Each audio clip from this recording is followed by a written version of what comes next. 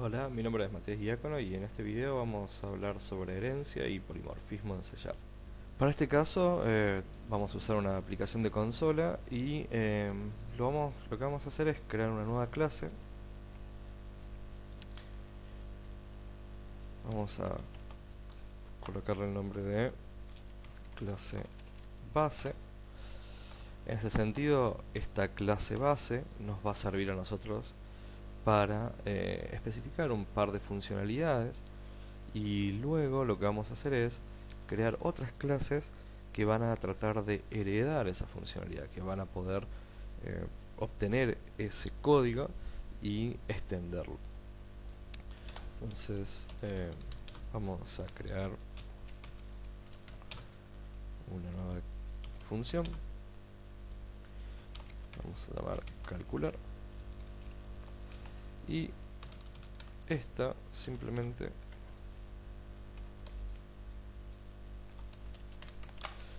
vamos a colocar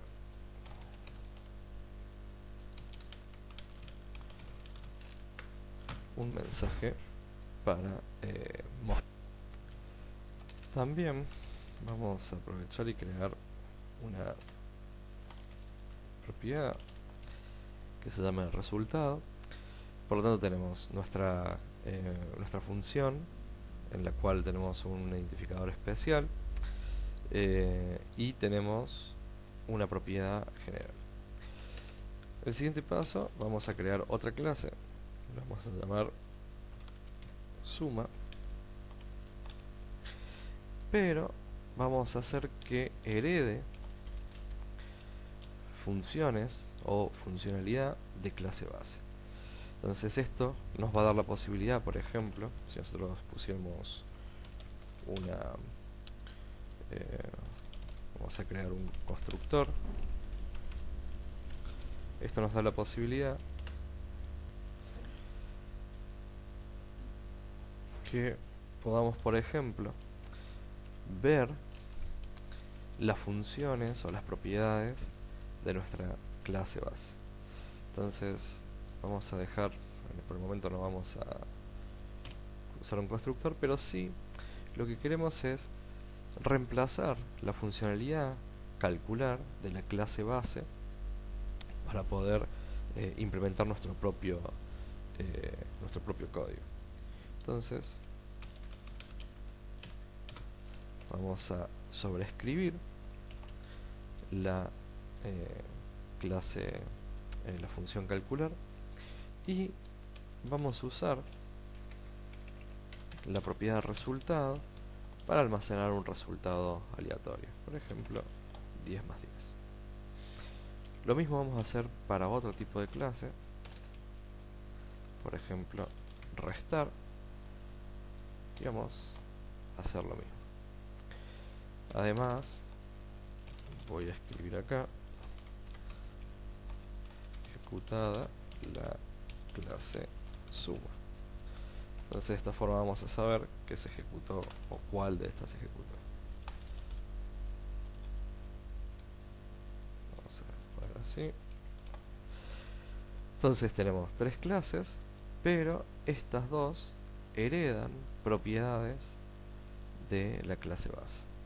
En nuestro programa lo que podemos hacer es, por ejemplo, podríamos crear un objeto del tipo sumar, y cuando calculemos, luego podríamos ver el resultado que se ha colocado dentro de esa propiedad. Entonces si ejecutamos, vamos a ver que se almacena la información en la propiedad de la clase base, y se ha ejecutado la función sumar o la función calcular de la clase sumar. Esto en relación a herencia, pero al haberlo hecho de esta forma, nosotros también podemos crear, por ejemplo, una lista de clases bases O sea, en este caso, todos los elementos de esta lista deben ser similares a este tipo, por lo que podríamos agregar una nueva opción de sumar o un nuevo objeto restar, y podríamos simplemente